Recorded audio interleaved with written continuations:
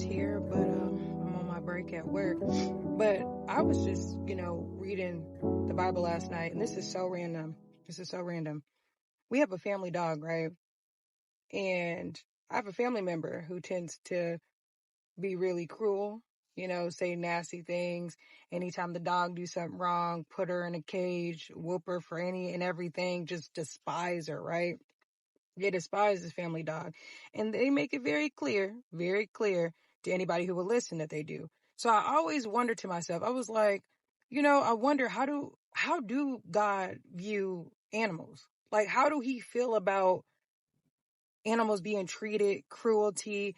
Like, do they have a kingdom up there in heaven? And I'm very serious, right? I'm so serious.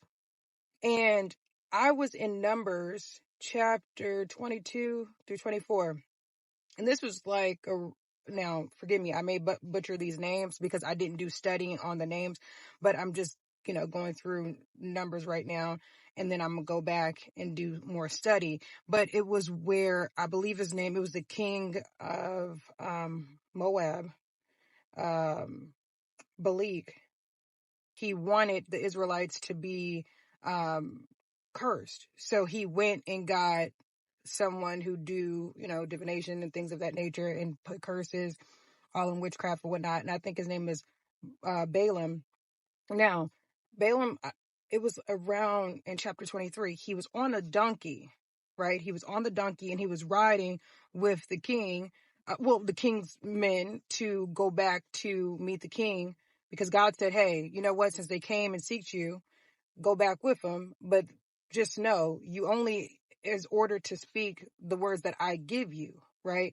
So God is not going to let Israel get cursed because he didn't curse them, things of that nature. That's the big part of the story. But I really zoomed in on this point.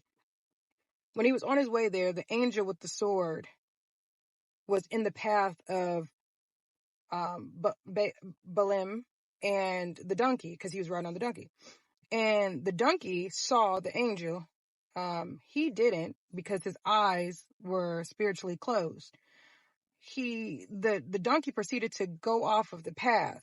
So then Balaam started beating the donkey over and over. And then God opened the mouth of the donkey and was just like, pretty much, why are you beating me? Like, why are you hitting me? What I do? Have I ever steered you wrong ever since you've been, young and I'm always with you? Have I ever done something like this before? And then he was just enraged, couldn't really see clear. Mine was cloudy. But then, because of his rage, right?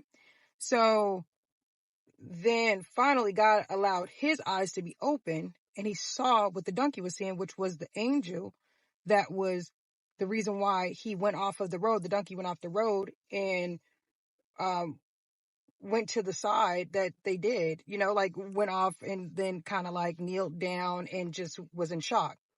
So then even the angel asks, like, why were you beating the donkey? And then he said, if it wasn't for the donkey, I would have killed you with my sword, the angel was saying. So it just dawned on me there, and I really stopped like, wow, that was something that's really probably looked over. But even that shows you that, like, God even protects animals, and then that led me this morning, because I was thinking about that, it led me to think about the scripture where it says, everything was made by God for God.